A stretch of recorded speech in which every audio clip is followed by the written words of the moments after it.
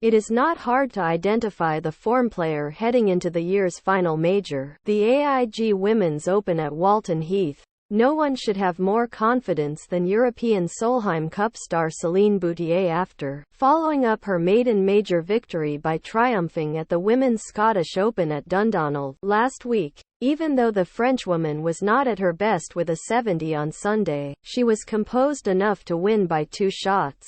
Boutier is 29 under par for her past 2 events and the first player to post 3 victories on the LPGA Tour this year. "If I win, I may just retire," the 29-year-old joked at the prospect of maintaining her purple patch and claiming a 3rd win in a row this week. Nevertheless, Boutier is hard to ignore given the quality of the golf she has demonstrated over the past fortnight, a lucrative period that all players have been targeting for success.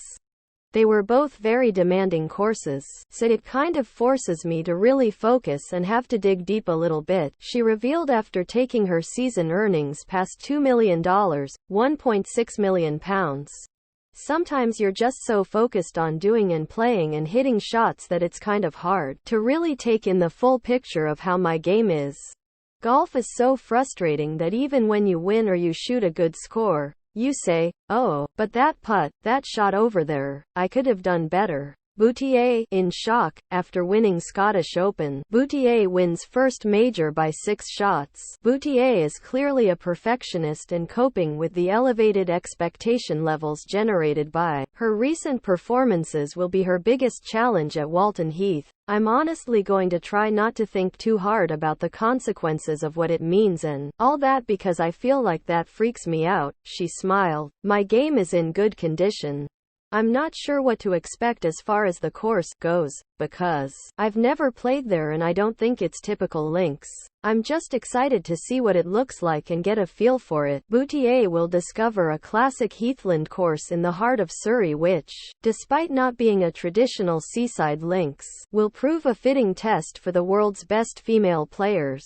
The historic 6,800-yard layout will use 16 holes from Walton Heath's old course and numbers 12 and 13 from the new course. Fairways will not be as firm and fast as usual after being hammered by the unseasonal July rains. Who else could contend? "I've played there a couple times, and also the week before Evian I went for a round. It's looking great," noted Scottish hope Gemma Dryburgh. "Not a traditional open course but it will be great. Lots of heather around. Keep out of that, you should be fine."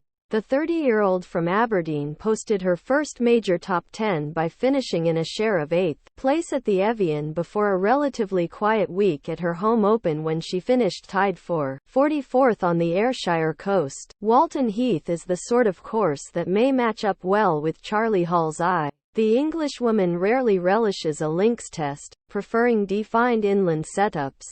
That said, the standout performance of her season did come at the seaside, albeit not on a links course, at Pebble Beach, where she finished second at the US Open last month. The 27-year-old from Kettering appears more at ease following a recent diagnosis for attention deficit hyperactivity disorder. "I know my triggers now because I've been diagnosed with ADHD, quite severely," she revealed to BBC Look East. "I can understand now why sometimes I get bored on the golf course. I feel a lot better now." It will take a world-beating performance from Hull to land a first major title this week, because there are threats from all parts of the globe. Not far behind Boutier for recent form is 27-year-old Korean A. Lim Kim, who has been 3rd and 4th over the past fortnight of high-level action. British galleries will be keen to get a first look at Rose Zhang as a professional. The 20-year-old American has made a stunning start to life in the paid ranks, winning the America's Open and posting top 10s in the 3 subsequent majors.